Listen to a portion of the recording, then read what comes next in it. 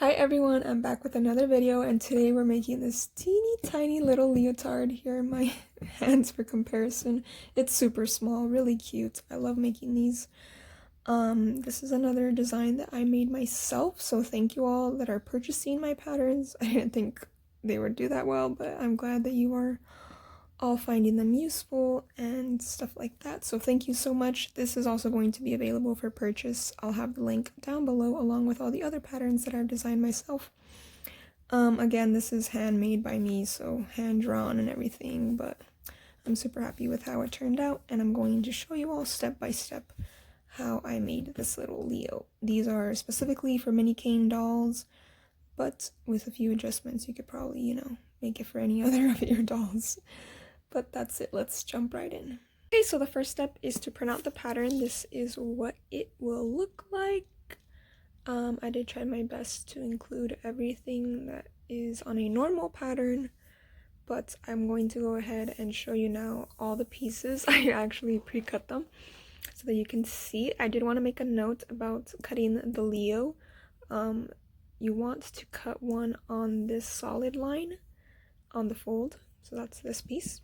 And then you want to go ahead and cut another one on this line, which is this piece. So you could actually just trace one. I did this so I could save a little bit of paper. You don't have to, print a bunch. So all you need to do is just print one copy. I would trace whichever one you want, and then the other one just cut out from the actual pattern. But once it's printed, you can do whatever you want with it, obviously. Anyways, here are the leg cuffs. I have 2, and the neckband. So let's get started. The first step is to put your Leo pieces right sides together. This is double brushed poly that I'm using today, but go ahead and use any type of knit. And I also want to say that you want to use a really stretchy knit, because you do have to stretch these on once you're getting them onto the dolls, and you want to make it easier to put it on. Sorry, this looks bad. Okay, I lined it up a lot better. But the first thing we're going to do is go ahead and sew the shoulders up top here. So we're just going to do 1 and 2, and I did include that the seam allowance is 1/4 inch. So I'll go ahead and do that. So now here we are at my serger. These are my settings in case anyone is wondering what I'm doing for double brush poly. I also put my side settings, the differential, at 1.5 for double brush poly, just so it doesn't wave or anything like that. And I normally keep my knife off, so I could just line it up right at the edge of the knife and go. So we're only doing the shoulders right now. And then I'm going to line up the other side.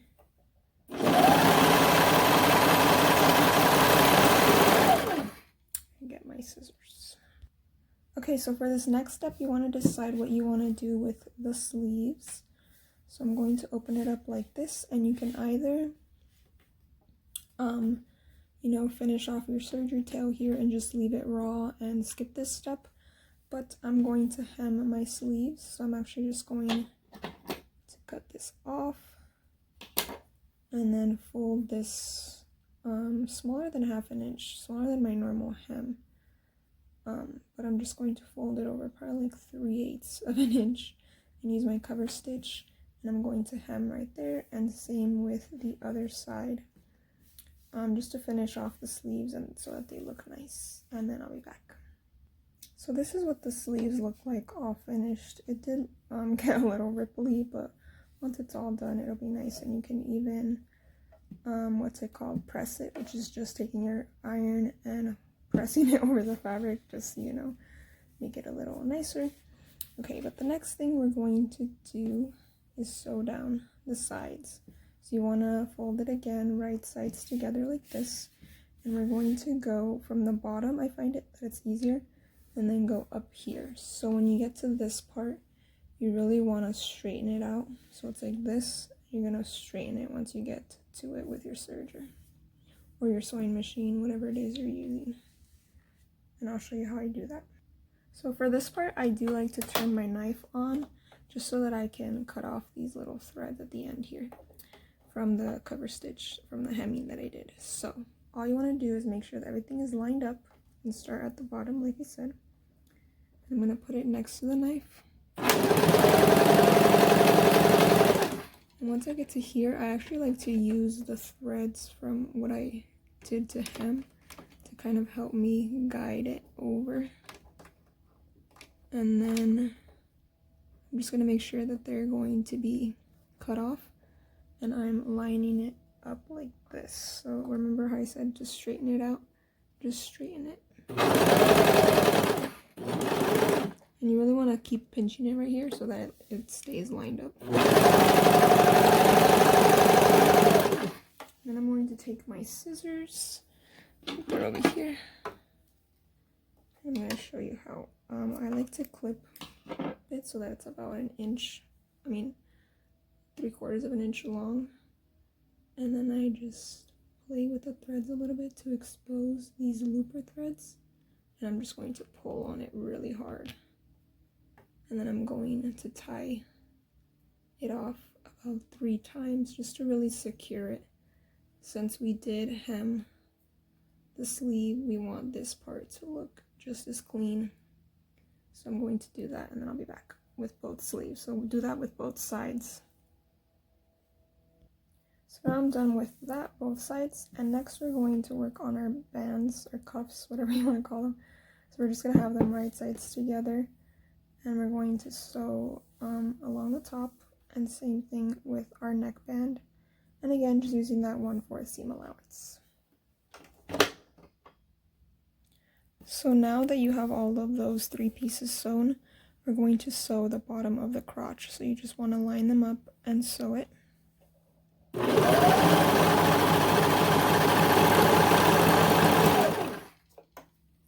And then I'm going to go ahead and show you how I'm going to attach this tiny little leg band.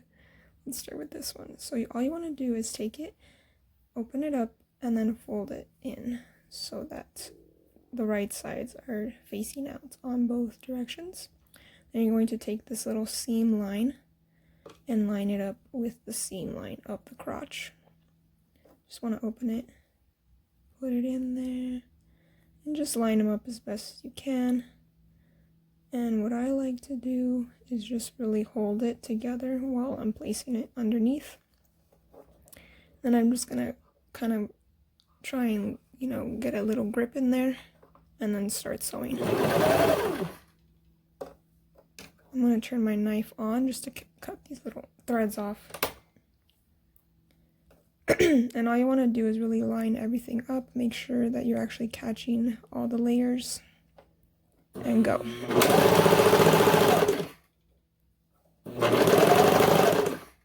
I'm gonna turn my knife off now. If I don't need it, I just turn it off. But all you're gonna do is try and make sure that everything is lining up and keep going. Double brush poly tends to roll, so just straighten it as much as you can. I'm going to cut this off. And finish it off by going past the starting point and past this little seam especially. And then I just kind of started pulling it towards the back and serging off. And you can use that same tying off method that I showed you, where you just pull it and keep tying until you feel it's really secure. And I'm going to do the same thing with the other leg, and I'll come back. Next, we're going to work on the neckband. You will want a clip or pin for this. And I'm looking at the back of the romper. It's still inside out. And what I'm going to do is clip the threads a little bit, not too much. And then I'm going to fold it the exact same way that we did the bands. And I'm going to place this seam directly in the center back, and that's where I'm going to place my clip.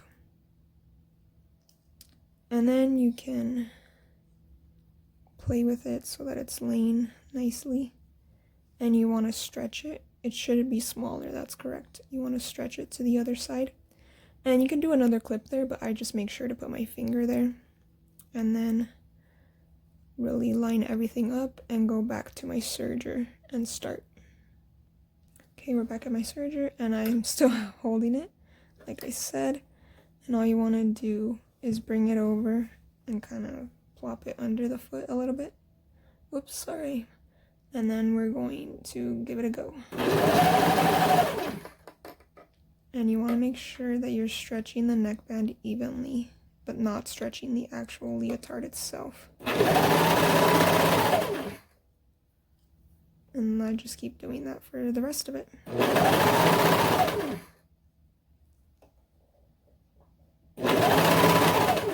Just line up as you go. I'm just going to cut this since it wasn't that big.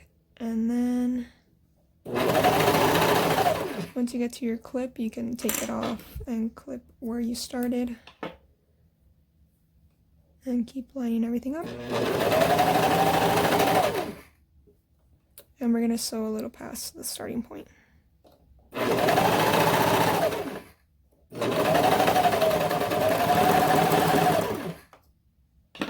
And again, I'm going to finish off my serger threads by simply tying them off. I've never had an issue doing it this way. I know sometimes little threads will come undone here and there if you don't do anything. So this is just a little extra step.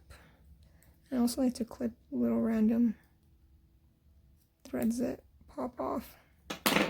Okay, but I'm going to turn it right side out and show you what it looks like. Okay, and here's the finished product. I know I showed it in the beginning, but I like to show it at the end so that you can see, you know, how you did compared to, you know, this, or if you're following along and everything like that. We can say we finished together. But okay, so this is it, and I'm really happy with this little leotard that I designed, especially the neckband. I don't know about you, but whenever the neckband is too big, I get annoyed. So I'm glad that I was able to, you know, get it perfectly on there. And I really hope that you all enjoyed this video. If you have any requests, do let me know. I'm filming a couple this week, so I'll try and get to it when I can. But that's it for me, so I'll see you all in the next one.